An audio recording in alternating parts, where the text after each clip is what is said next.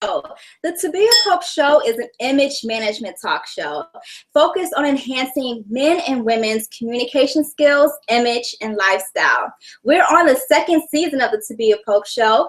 Last week, we premiered the premiere of the Tabia Pope Show, and we featured Tracy Lynn, jewelry consultant. So please watch the premiere of the Tabia Pope Show.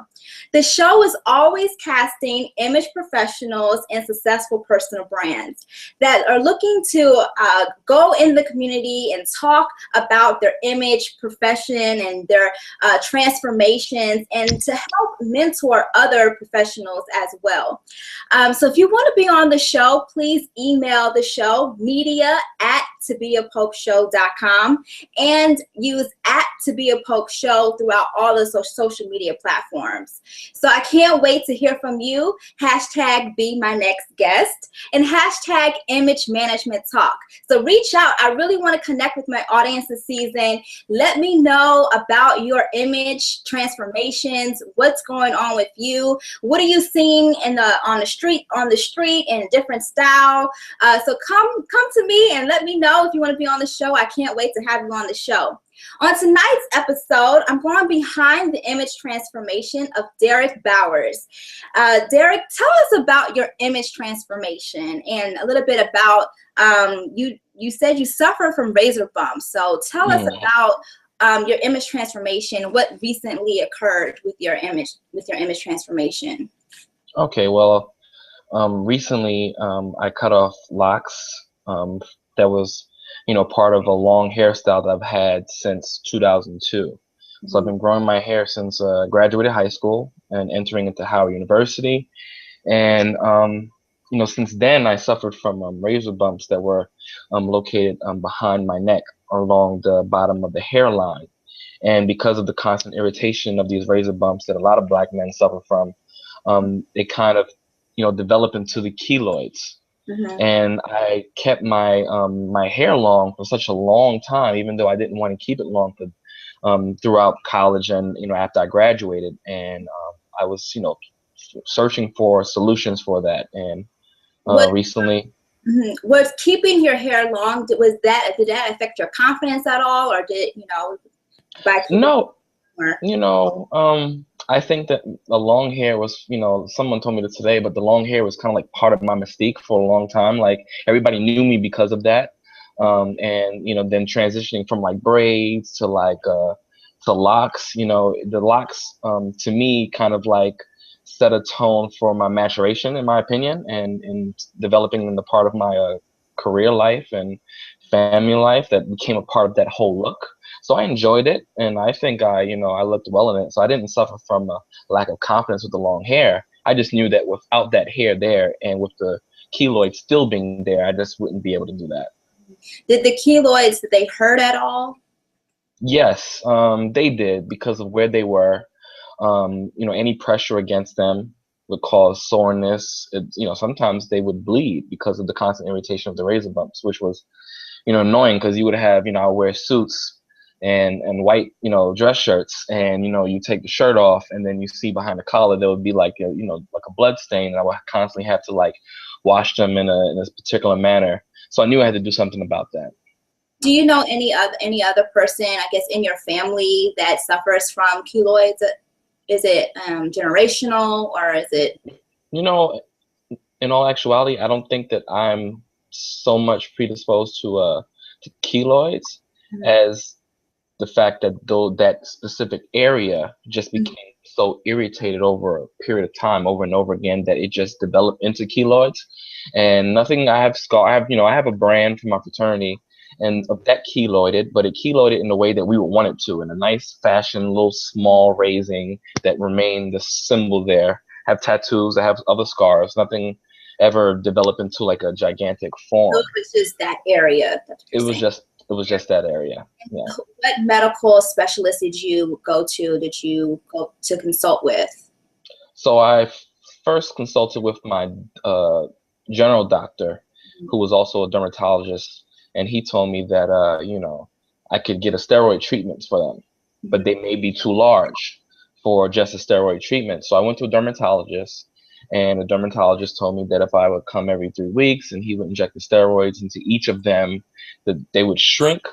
To be honest, I thought that that was just him just trying to get the uh, copay fee out of me, like just to keep coming there, because I just didn't see any change, and also it was just a waste of time for me. Mm-hmm. So then I decided, to go to a plastic surgeon. Once I found one that was under my insurance. Usually plastic surgery, usually insurance doesn't cover plastic surgery for cosmetic reasons, but I knew that if I would try to claim it as a medical necessity, Mm-hmm. then that could possibly work. So I went to a very good doctor by the name of Dr. Maurice Kosh on Park Avenue, New York City, and he did a great job of assessing everything and telling me what he wanted to do, and realized that we have to do a full surgery. So that's what happened, and it was fairly recent. Mm-hmm. Fairly recently. And did he Yeah. ever discuss the incidence or prevalence of the keloids or the razor bumps? The In terms of the razor bumps, when he referred me to another dermatologist to make sure that the razor bumps um, wouldn't return or wouldn't be a problem after or during the surgery. And the dermatologist basically told me that these things are common in terms of razor bumps, especially with black men and the hair type. Even though my hair doesn't really curl up as tight, it was primarily due, from talking to him and then knowing the history of it, it was primarily due to a barber when I was younger, and it was a kind of like he zeked me kind of in the bottom of the hairline, and that kind of caused that initial kind of infection. So you got to watch out, a barber you go to, make sure that he sterilizes all the blades and things of that nature. That's a great point that you make, that we have to make sure that our cosmetologists and our barbers are sterilizing their equipment. Yeah. And that can impact us as the consumer in ways that we just don't know. So I think that's a great point that you pointed out. So you said you started growing your locks, and then you recently cut your hair. It looks good. Yeah. Thank you. I feel good. I wanted to cut it off for a long time. And, I was just kind of like at the whim of this thing that I was so conscious about for so long. And when I had the surgery, it was actually a week ago today, I had the surgery, which seems amazing. I already got my hair cut, and the scar is basically healed. I mean, it will heal completely in like 3 months. But, I mean, when you see the scar, you wouldn't know that I just had the surgery. That's great. So it was a 2-hour process of being put under anesthesia, and he did basically kind of like took off the entire area of that skin from the back of my neck, and basically pulled skin from a little bit above my hairline and from underneath it, and kind of just connect it, and with some deep stitches that dissolves over a period of time. So, and right. I'm sure your family was involved in the process, because you said it had a lot to do with your family and your situation as a man. So who cut your locks? Did your family, did you find someone in your family, or did you go to the barber and have them cut them off? So Thursday I had the first appointment after my surgery with the plastic surgeon, and I asked him, when can I cut my hair, because I was just so anxious. He said you can leave here and cut your hair immediately, like as soon as you leave the office. So I was like, great. So I knew that I was going to do it that weekend, and so that Friday night I planned to cut it Saturday, but Friday night I told my wife, I was like, hey, do you just want to get the scissors and just cut the locks off? And she was like, you sure? I'm like, yeah, let's start the cut. So she cut them off. To a certain point, I still had a little bit of kind of lock above the roots, because I knew I wanted to have enough hair for the style I was going for. So she cut each individual one off, and then combed the rest of them out. My son actually got to cut the last lock off, so it was great. Oh, that's so special. Yeah. What are you doing with your hair, the locks? Are you donating your hair? Yeah, so I want to donate it. Locks of Love doesn't accept locks. I didn't know that. For some reason I thought that they did, but they don't. Why don't they accept locks? Because it says they do not accept locks because of how difficult it is to make wigs out of them, and how long it takes. And I understand that, because I could see that being the case. so they just don't accept them. They have a lot of guidelines on how the hair should be and all pieced together. So I knew that I couldn't go with them after I saw that on the website. And there's not really many other organizations that I felt that I could trust. I didn't see anything that was like an established organization that accepted locks. And I saw some, thing on the internet about some organization in Atlanta that might accept locks. Wasn't sure because I don't want to send something and then need to sell it. I'm really kind of I really want it to go to somebody who needs it. So what I'm doing right now is I'm trying to see if anybody has a friend or a family member who's going through chemo, who's going through any medical condition that has them without hair, and would like to take the locks if they used to have locks or they want locks and use it for themselves. So that's my plan. I think that's great. I think that's a great. So the locks, let's talk about natural hair. I wear my hair natural, and I also went through my. It looks nice. Thank you. I also went through my transformation, going from cutting my relaxer out of my hair in college, and then wearing my hair. I actually went completely like. I chopped it off. I did the big chop. That's what they call it, big chop, right? And that was a kind of, I guess, at the time, it wasn't that popular to be natural.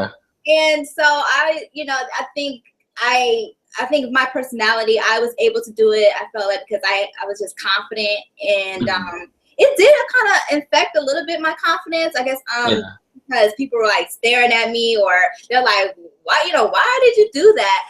So I think natural hair, I think you have to embrace your natural hair, and just even if you have freckles, a gap between your teeth, the natural features, like a birthmark or whatever God blessed you with that is just unique to you. I think everyone should embrace that, whatever is natural to them. And there's nothing wrong with relaxing your hair, and there's nothing wrong, but I think that if you are looking for confidence and making sure that you're confident and the natural person that you are, because there's nothing wrong with having that natural hair. Now, did you find that when you work in City Hall? Well, I work around City Hall. I actually work for a large nonprofit. Okay, so you work for a nonprofit. Now, did you find that in the corporate environment, how did they view natural hair in your corporate environment? Well, when I started working for this organization, I started working there with my long hair, and I was able to move up over the 4.5 years I've been there about 3 times into different positions in a higher capacity. And it's a diverse organization, and at the back of our in the back of our minds, we always think that are people judging us? What are people seeing when they see me? And I know that there may be some people that look at me and see my locks and they think, oh, he has locks. It's not what I thought that he would look like. Maybe people I first meet after I'm talking to them about contracts over the phone.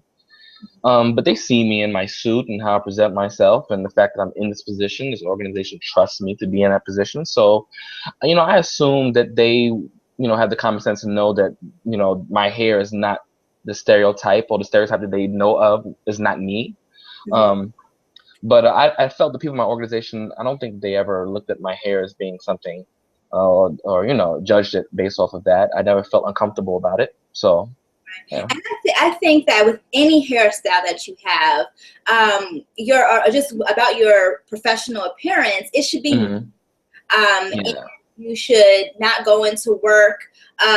You should go into work dressing how you want to be addressed. Definitely. And you should definitely make sure that you're neat. I think that neat appearance says a lot about you. I don't think it's necessarily the hairstyle, and it shouldn't be hairstyle, because I believe that I've heard a lot of articles. I read a lot of articles in the news. On social media, I've heard that a lot of people are being judged for wearing their natural hair to work, and I don't agree with you should not be judged by your hair. Yeah. I think you should be judged by the content of your character and then Mm-hmm. the work that you produce as well. Yeah. So I don't agree with corporate America's standards or Yeah. just standard of beauty that is not, that kind of goes against that being not, Yeah. I guess, being natural. Yeah. And everything is a lot. I think I believe that things are a little more liberal these days when in regards to appearance and people's hairstyles and people's personal styles. And maybe it's New York City that has that ability to do that because of the diverse community, and they realize that all these diverse mindsets and backgrounds and cultures add to the value of the city and the value of these many companies and organizations, and so many of these people from all walks of life who are extremely intelligent, who know what they're talking about and doing on a daily basis. I'm not sure how it is in other major cities. I assume that would be the same in DC, maybe a little less because of the political context. But I believe of corporate America. For the most part, even though some people may see things as in a racial sense in terms of the natural hair, and in general, long hair has always been frowned upon in corporate America, even if you were white or whatever. But I think nowadays it's just gotten a tad bit more liberal in that sense. So. I think that's very interesting. And if you're viewing right now, let us know on at Tabia Polk Show on social media or hashtag Image Management Talk, and let us know what you think about corporate America, wearing your hair natural, and then also just tell us about your personal professional transformation. If you've gone through something, cosmetic surgery recently, let us know as well. So let me just shift gears here and let's talk about, I guess, your personal style. And in today's social media world, everyone has to have a personal brand, and that's why I started this talk show, because personal branding, being authentic to who you are, and being able to articulate that in a way that people can identify with who you are on social media and in your personal professional life. So how have your personal brand developed over time in your personal style? Well, it's not complicated, but it's a lot to it, because when I was in college, I went to school for communications and radio, TV, and film. And as you know, your viewers may not know, but as you know, because we went to school together, I did music for a long time. I was on an independent label, hip hop music production, song artist and writer. And I had cornrows and I had a Jesus piece. It was very street centric. But as I got older, I graduated and met my wife and started a family and worked into this career trajectory that I'm on right now.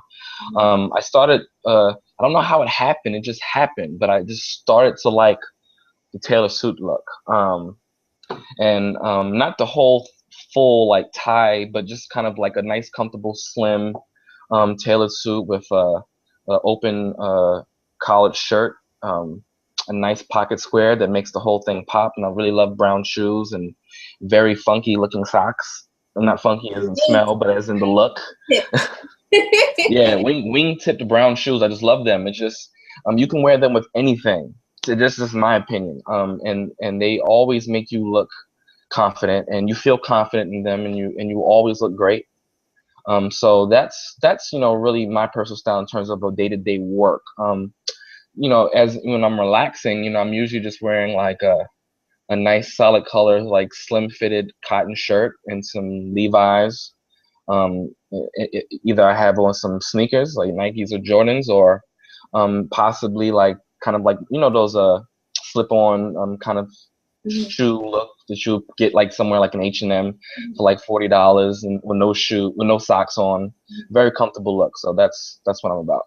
How are you teaching? You have a son, correct? Yeah. How old is he?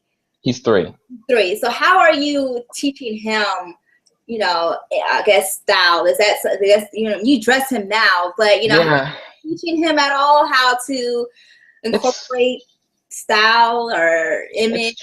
It's too hard for a 3-year-old to do it just now. I mean, he's funny, he's weird, and it's like, you know, you wake up in the morning and he's sleeping, and because he's sleepy, he's annoyed. So you wake him up to get him dressed for daycare.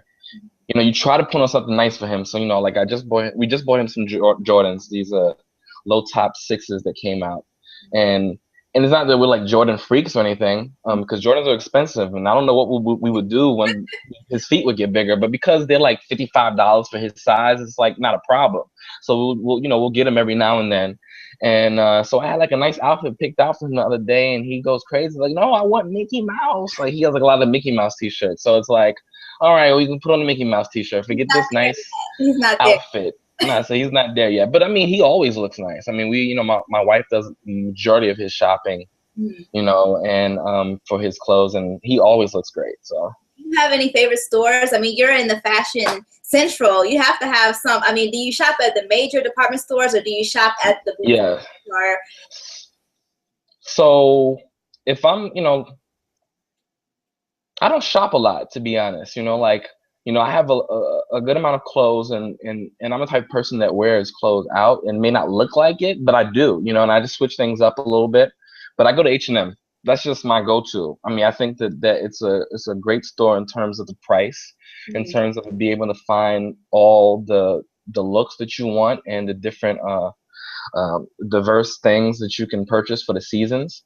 And you know, the price is good, everything looks good, you know, the size fit Now, is how about the quality? Because I've been to H&M, and sometimes the quality is not the best. So, see, when I buy from H&M, I won't buy dress clothes from H&M. That's where I buy my casual things. be clear. Yes, let's be clear. I'll buy like a lot of cotton shirts. I'll buy like some shorts, those kind of like slip-on shoes, you know, just like to, you know, to be casual in. Every now and then I'll find some great button downs there. But I used to be a member of this there are a lot of people doing these box delivery clubs that you join online. So I used to be this member of this club called Fashion Stork, and they would basically you know, you would put in your style online in terms of your size, the things that you like, the things that you would never wear, and they'll send you about 3 or 4 good pieces every month. Without you picking them out, they'll pick them out for you, and it's great for me because I just don't like the time it takes to go shopping, and I'm sure a lot of men feel the same way.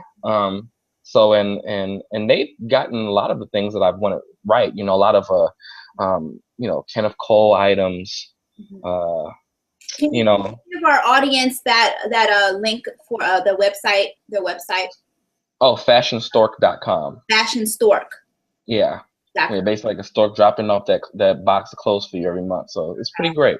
Men would like that as well, the audience audience. All right. Well, thank you so much for coming on and talking about your image transformation. I thank you. No problem. And how can my audience reach you on social media? They can, you know, probably the best place to reach me on social media these days is Instagram. So you can find me at Derick B for Prez, and that's Derick, the letter B, the number 4, and Prez. All right. And you're also in a fraternity. Give a shout out to your fraternity. Yep. Phi Beta Sigma. What's up? What's up? Blue Phi. You see it here on the Tabia Pope Show. And next time, I can't wait to see you, and stay blessed and keep it real fresh and clean, everybody.